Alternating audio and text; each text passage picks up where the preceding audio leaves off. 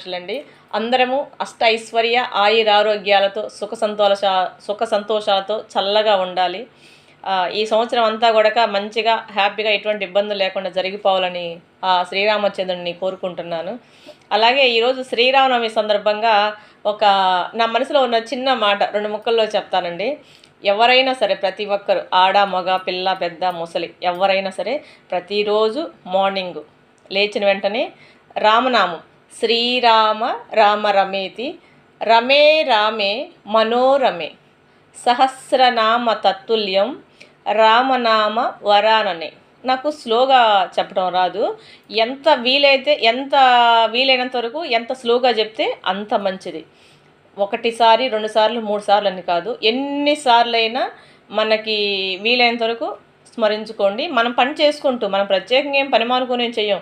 మన వంట పని కానీ ఏదైనా సరే మన పని చేసుకుంటూ మనసులో అనుకుంటూ ఉండండి.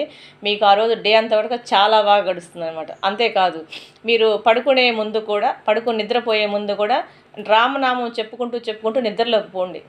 చాలా బాగుంటుంది. నెక్స్ట్ డే మార్నింగ్ చాలా ఫ్రెష్గా ఉంటుందన్నమాట. ఇది మీరు గమనించుకోండి. నేను ఆచరించే మీకు చెప్తున్నాను అనమాట.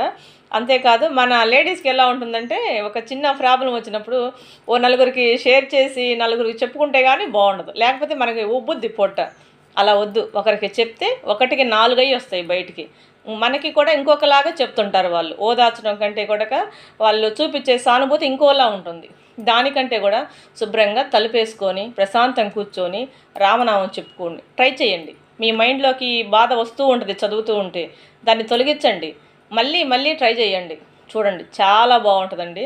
మీ మైండ్లో ఉన్న బాధ అంతా తొలగిపోయి కొంచెం ఫ్రెష్గా ప్రశాంతంగా చాలా బాగుంటుంది అన్నమాట.